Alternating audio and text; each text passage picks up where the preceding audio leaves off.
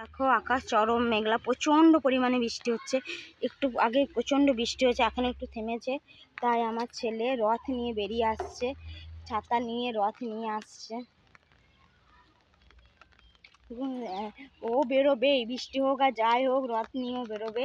ও আজকে উল্টো রথ, ও বেরোবে, সেই জন্য ও রথ নিয়ে বেরিয়ে চললো। হ্যাঁ, ও টেনে টেনে চললো, ও রথও টানবে আজকে, ও টানতেই হবে। আর ওইখানে কজন ছেলে খেলা করছে, বৃষ্টি হলেও ওরা বেরোবে। প্রচণ্ড জোরে বৃষ্টি আরম্ভ হয়ে গেছে। বৃষ্টি হওয়ার জন্য আমার ছেলে রথ নিয়ে বাড়ি চলে গেল, ঘুরতে পারলাম না আজকে। তবে তোমাদের আকাশটা দেখায় কত সুন্দর।